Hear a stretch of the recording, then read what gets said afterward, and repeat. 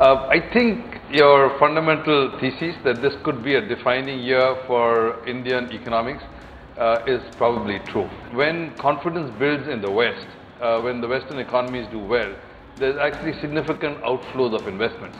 Does money come back to India, therefore? Do investment flows come back to India?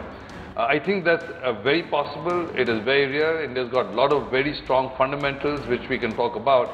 With Janet Yellen at the helm, what do you think the Fed's strategy is going to be going ahead? And do you think India is well insulated from any future currency shocks?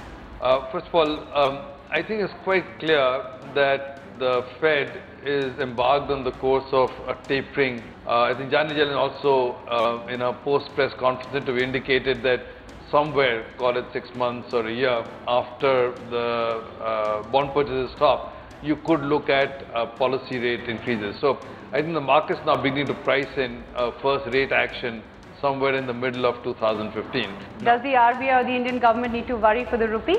I think the rupee is probably fairly valued at this time. I think the money which had to flow out has flowed out.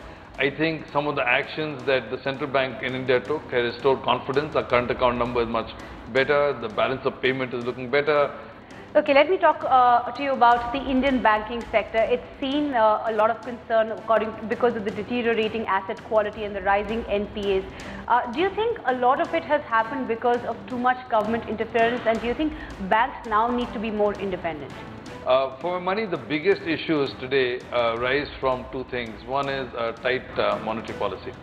High cost of funds and high interest rates always make it very difficult for projects which have been put in place with a different basis and a different assessment of the cost of money. Right. And therefore, till such time as monetary policy is tight and interest rates are high, you will continue to see liquidity squeezes on the corporate sector, and that is typically an important cause of non-performing assets. Second reason for non-performing assets is that liquidity in the supply chains, particularly government-linked contracts, has been slow, and for 2 years.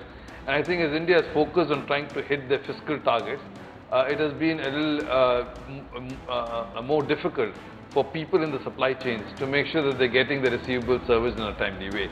And that sort of also created some build-up of cash and liquidity pressures. With inflation trending downwards, do you think the central bank has elbow room to really move on interest rates, or do you think it's a bit too early to expect that? My own sense is that it's probably a little early still. I think interest rate, inflation number is, we only had 1 or 2 months of record on the inflation number. I think there's enough uncertainty in the global economy with the drought in Brazil, with the Ukraine wheat prices. There's quite clearly upward bias and upward pressure on commodities. And so my own sense is that the central bank is likely to want to watch it a little more.